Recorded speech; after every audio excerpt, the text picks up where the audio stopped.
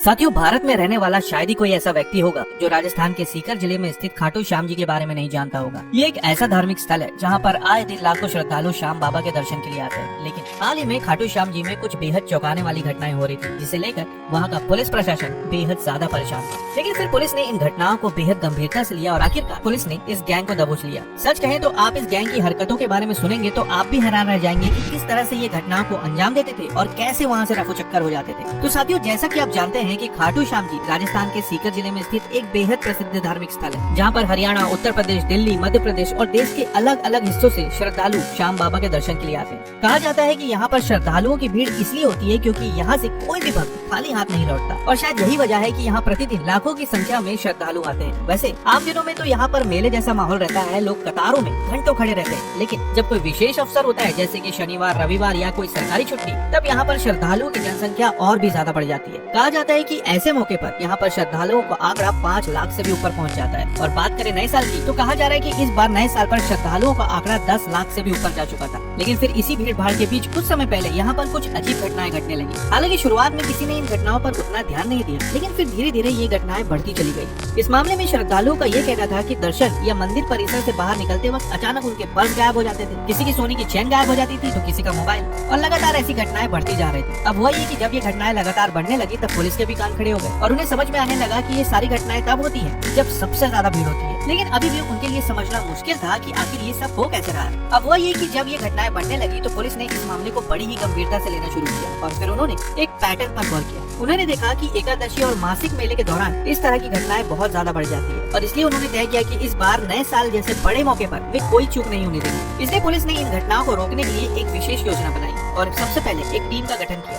लेकिन अभी भी सबसे बड़ा सवाल ये था कि आखिर इतनी भीड़ में आरोपियों को पहचाना कैसे जाए। जिसके बाद पुलिस ने इसके लिए सबसे पहले सादी वर्दी पहनी और अपने जवानों को मंदिर परिसर में तैनात कर दिया। दर्शन के एंट्री एरिया से लेकर मंदिर के अंदर और एग्जिट एरिया तक हर संवेदनशील जगह पर पुलिसकर्मी मौजूद थे, जो सिर्फ भीड़ पर नजर रखे हुए थे और पहले हुई घटनाओं के तरीकों को ध्यान में रखकर संदिग्ध गतिविधियों को पहचानने की कोशिश कर रहे थे। अब हुआ ये कि काफी देर तक जवान लोगों पर नजर रखे हुए थे कि तभी पुलिस की नजर कुछ लोगों पर गई। ये लोग बार बार अलग अलग श्रद्धालुओं के पास जा रहे थे, उन्हें बातचीत में उलझा रहे थे और फिर भीड़ में कहीं गुम हो जा रहे थे। जिसके बाद पुलिस को इन पर शक होने लगा और फिर इन्हें हिरासत में लिया गया। आखिरकार जब इनसे सख्ती से पूछताछ की गई तो धीरे धीरे पूरी तस्वीर साफ होने लगी। सामने आया कि ये सभी लोग मिलकर एक गैंग के रूप में काम कर रहे थे। इस गैंग में कुल 18 लोग शामिल हैं, जिनमें बाप, बेटा, बहू, पति, पत्नी और अन्य रिश्तेदार हैं। खास बात यह है कि इस गैंग में 9 से भी ज्यादा महिलाएं शामिल थी। पुलिस जांच में ये भी सामने आया कि ये आरोपी राजस्थान के नहीं बल्कि हरियाणा और उत्तर प्रदेश के अलग अलग शहरों के रहने वाले। ये लोग करीब 300 से 400 किलोमीटर दूर से गाड़ी किराए पर लेकर खाटू श्याम जी आते थे और खास तौर पर भीड़ भाड़ वाले दिन ही वारदात को अंजाम देते थे। अब अगर इनके तरीके की बात करें तो ये गैंग बेहद शातिर तरीके से काम करता था। महिलाएं एक समूह बनाकर किसी श्रद्धालु को घेर लेती थी, बातचीत में उलझाकर उसका ध्यान भटकाया जाता था और फिर इसी दौरान सोने की चैन तोड़ ली जाती थी या पर्स और मोबाइल निकाल लिया जाता था। लेकिन कहानी यही खत्म नहीं होती। वारदात के तुरंत बाद महिलाएं या तो भीड़ में गायब हो जाती थी या फिर चुराया गया सामान अपने साथ मौजूद पुरुष साथियों को सौंप देती थी। इनका मकसद साफ था कि अगर महिलाएं पकड़ी भी जाएं तो उनके पास से कोई सामान न मिले। पुलिस जांच में ये भी खुलासा हुआ कि ये गैंग पिछले करीब 7 से 8 महीनों से खाटू श्याम जी में सक्रिय था। हर महीने की एकादशी या बड़े धार्मिक अवसर पर ये लोग यहाँ आते, वारदात करते और फिर उसी दिन या अगले दिन यहाँ से फरार हो जाते थे। भीड़ इतनी ज्यादा होती थी कि किसी को शक भी नहीं होता और आरोपी